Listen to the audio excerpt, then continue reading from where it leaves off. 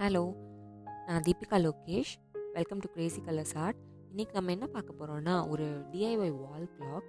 இது வந்து ஒரு நைட் தீம்டு வால் கிளாக். ஒரு மூன் வந்து கிஸ் ப்ளோ பண்ணுற மாதிரியும் நம்பர்ஸ் ஃப்ளோட் ஆகுற மாதிரியும் நான் வந்து வால் கிளாக் பண்ண போகிற ப்ளைவுட்டில் அந்த வுடன் போர்டில் வந்து ஸ்கெட்ச் பண்ணியிருக்கேன். நடுவில் வந்து ஒரு ஹோல் பண்ணியிருக்கேன் to insert the clock dial. இப்போ வந்து இந்த மூன் அண்ட் நம்பர்ஸை தவிர மீதி இருக்கிற எல்லா ஸ்பேஸையும் நான் பிளாக் பெயிண்ட் வச்சு கவர் பண்ணுறேன். இன்றைக்கி நான் அக்ரிலிக் பெயிண்ட் யூஸ் பண்ணுறேன். ஸோ ஒரு தின் ப்ரெஷ்ஷை யூஸ் பண்ணி நம்பர்ஸ்க்கு நடுவில் இருக்கிற ஸ்பேஸ் கூட, இப்போ 10 எடுத்துக்கிட்டிங்கன்னா 10ல் 1 and 0க்கு நடுவில் இருக்கிற சின்ன ஸ்பேஸை கூட நீங்கள் ஒரு தின் ப்ரெஷ் வச்சு பிளாக்கில் கவர் பண்ணிடணும். இப்போ இந்த பிளாக் பெயிண்ட் வந்து நம்ம சைடில் பார்த்துட்டிங்கன்னா அந்த போர்டில் கொஞ்சம் திக்கான ஒரு சர்ஃபேஸ் இருக்கும். அது நீங்கள் வாலில் போடும்போது அந்த சைட்ஸும் தெரியும். ஸோ அதை கூட நான் வந்து பிளாக்கில் கவர் பண்ணியிருக்கேன். இப்போ கம்ப்ளீட்டாக பிளாக் பெயிண்ட் அடித்ததுக்கப்புறமா இது கொஞ்சம் ட்ரை பண்ண விட்டுட்டு ஸ்டார்ஸ் வரணும்ல ஸ்கைக்கு. ஸோ அதை வந்து நான் ஒரு ஒயிட் பெயிண்ட்டை வந்து டூத் ப்ரஷ் வச்சு ஸ்ப்ரே பண்ணுறேன். ஸ்ப்ரே பண்ணிங்கன்னா இது ஒரு நைட் ஸ்கை எஃபெக்ட் வந்துடும். இதுக்கப்புறம் நீங்கள் மூன் எடுத்துக்கிட்டிங்கன்னா மூனில் வந்து நம்ம ஃபர்ஸ்ட்டு அவுட்லைனை வந்து ஒயிட் அக்ரிலிக் பெயிண்டில் தின் ப்ரஷ் வச்சுட்டு வரைய போகிறோம்.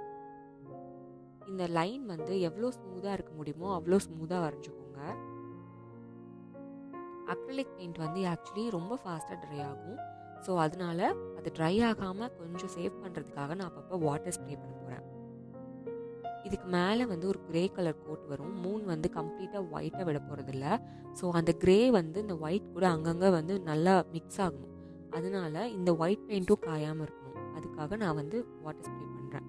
நீங்கள் வந்து மீடியமை கூட மிக்ஸ் பண்ணிக்கலாம். இந்த அக்ரிலிக் ஒயிட் கூட மீடியமை மிக்ஸ் பண்ணிக்கிட்டிங்கன்னா அந்த பெயிண்ட் வந்து அது அவ்வளோ சீக்கிரமாக ட்ரை ஆகாது. ஸோ நீங்கள் அடுத்தடுத்த லேயர் போடும்போது கூட உங்களால் மர்ச் பண்ண முடியும். ரொம்ப நேரம் அதுவுமே காயாமல் இருக்காது. பட் ஸ்டில் உங்களால் நெக்ஸ்ட் லேயரை போட்டு மர்ச் பண்ண முடியும்.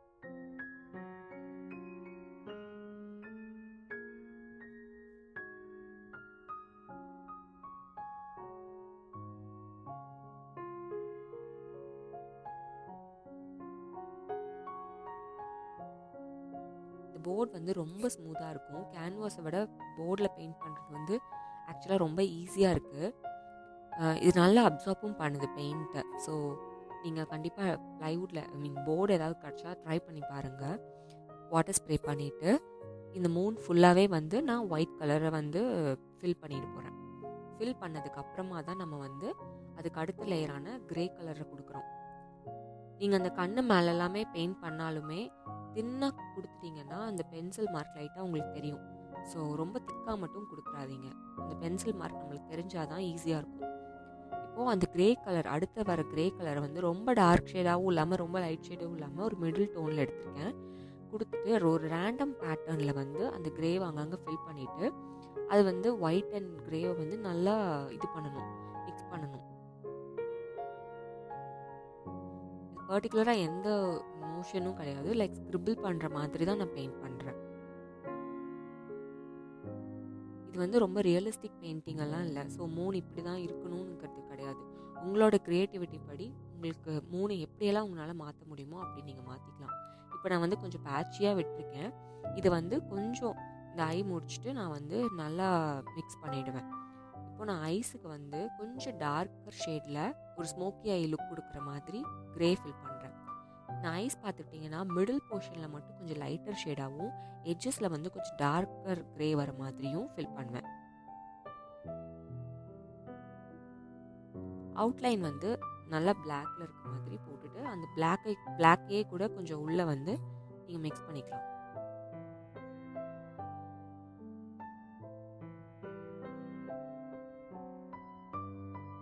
பார்த்தீங்கன்னா அந்த அவுட்லைனையுமே கொஞ்சம் உள்ளே மர்ஜ் ஆகிற மாதிரி மிக்ஸ் பண்ணுறேன்.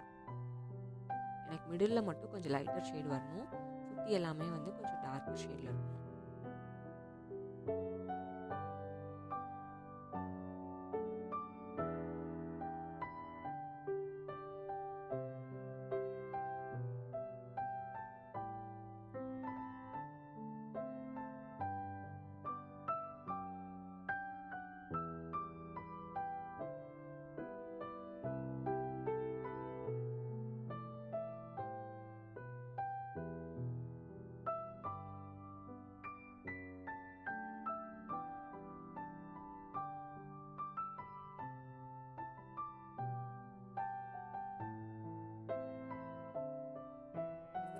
விண்டோஸை ஒரு தின் ப்ரஷில் பிளாக் பெயிண்ட் வச்சு ஃபில் பண்ணுறேன்.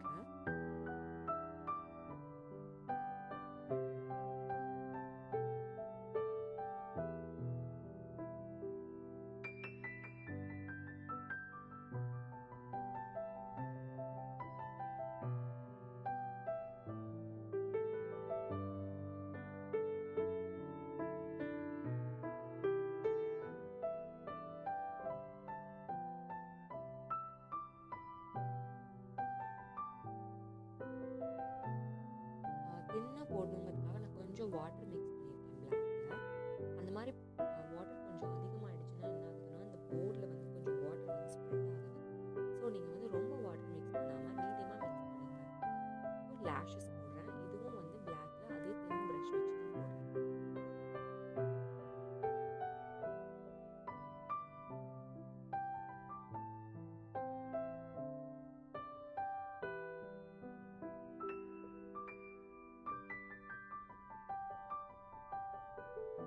நம்ம ஃபேஸில், அதாவது மூனோட ஃபேஸில் வந்து அங்கங்கே பேச்சஸ் இருக்கு இல்லையா, அதெல்லாம் நீட்டாக மர்ஜ் பண்ணிக்கலாம்.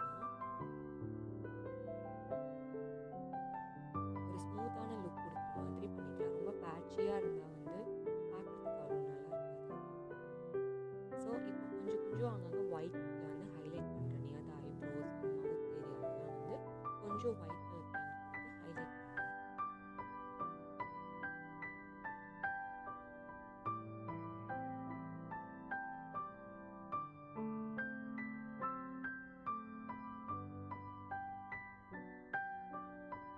ஸோ நெக்ஸ்ட் வந்து நான் லிப்ஸ் ஸ்டார்ட் பண்ண போகிறேன். லிப்ஸ்லேயும் வந்து நான் அவுட்லைன் பிளாக் பண்ணுறேன்.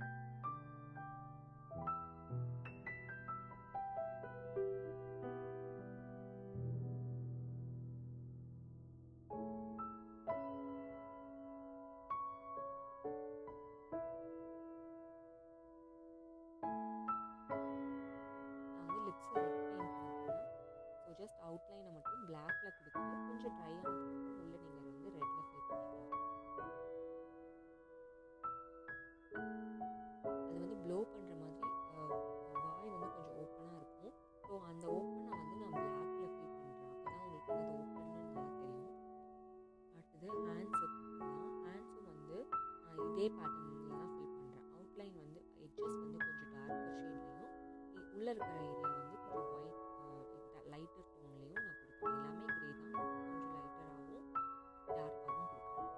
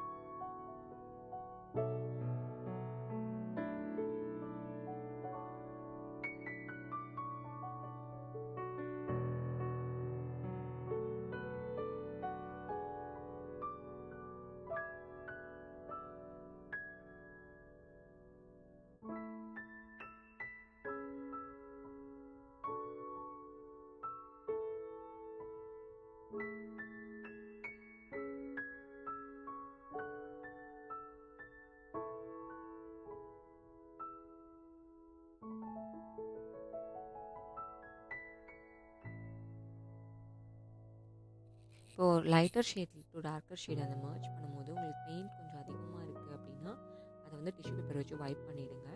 ப்ரஷ்லேயும் அதே மாதிரி தான். ஒரு டைமும் லைட்டர் ஷேடுக்கு நீங்கள் போகிறீங்க அப்படின்னா டார்க்கர் ஷேடை வந்து ப்ரஷ்ல இருந்து நல்லா நீட்டாக தொடச்சி எடுத்துகிட்டு அதுக்கப்புறமா பண்ணுங்கள்.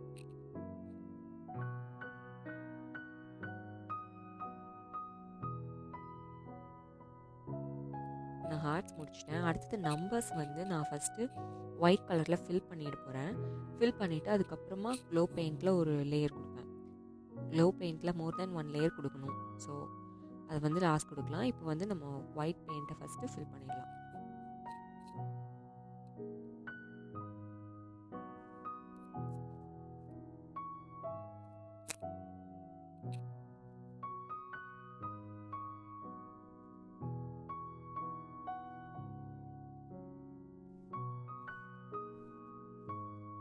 ஒன் ஆர் 2 லேயர்ஸ் ஒயிட் கொடுத்து இந்த மாதிரி ஃபினிஷ் பண்ணிட்டேன். இப்போது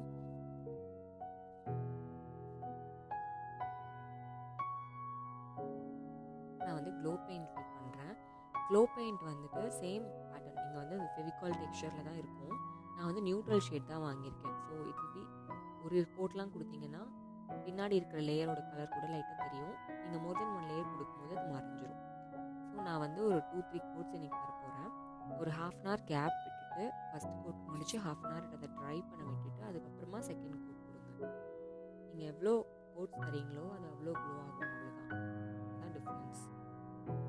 நீங்கள் ஒரே ஒரு கோட் மட்டும் கொடுத்தீங்கன்னா ரொம்ப தின்னாக இருக்கும் அந்த கோட். நீங்கள் வந்து இருட்டில் பார்க்கும்போது அந்த நம்பர்ஸ் கிளியர் ஆகலான்னு தெரியாது.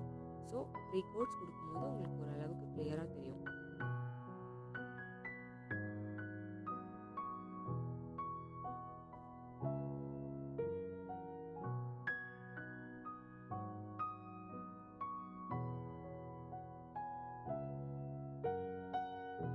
நான் வாட்ச் டயலும் எனக்கு க்ளோ ஆகணும். ஸோ அந்த வாட்ச் டயலோட மினிட் அண்ட் ஹார் டயலை மட்டும் நான் வந்து க்ளோ பெயிண்டில் ஃபில் பண்ணிக்கிறேன். இதுக்கும் அதே மாதிரி 3 கோட்ஸ் கொடுக்கணும்.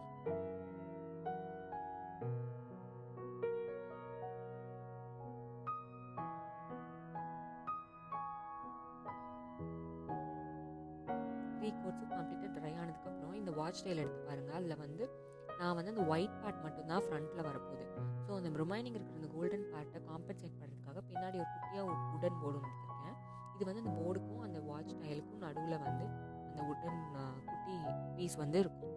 ஸோ அதை வந்து நான் இன்றைக்கி க்ளூ கன் யூஸ் பண்ணி ஸ்டிக் பண்ண போகிறேன். நீங்கள் ஃபெவிகால் கூட யூஸ் பண்ணிக்கலாம். ஸோ அது நல்லா ஸ்டிக் பண்ணிவிட்டு இது நல்லா ஃபார்மாக ஸ்டிக் ஆனதுக்கப்புறமா நீங்கள் ஃப்ரண்ட்டில் இருக்கிற மினிட் ஹேண்ட் செகண்ட் ஹேண்டெல்லாம் வந்து ஃபிக்ஸ் பண்ணுங்கள்.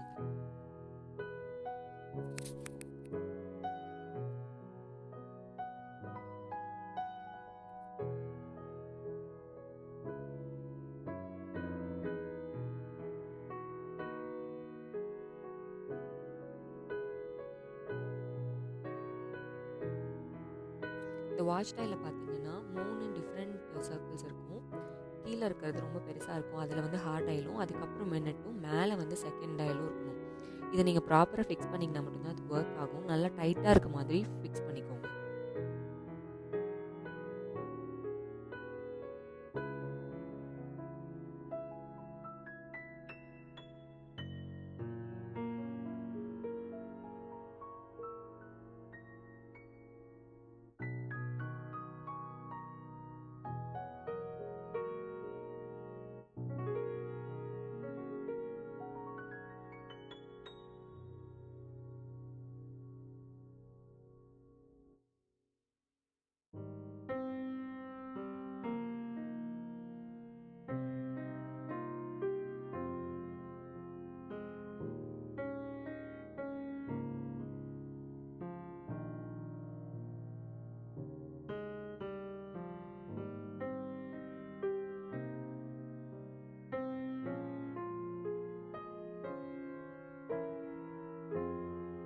இந்த கிளாக் எப்படி நைட்டில் க்ளோ ஆகுதுன்னு பார்க்கலாம். நேரில் வந்து இன்னும் கொஞ்சம் ப்ரைட்டாக இருந்தது. என்னால் ஃபோட்டோவில் இவ்வளோ தான் கேப்சர் பண்ண முடிஞ்சுது.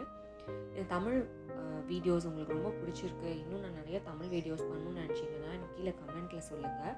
ஸோ நான் வந்து தமிழ் வீடியோஸ் பண்ண ட்ரை பண்ணுறேன்.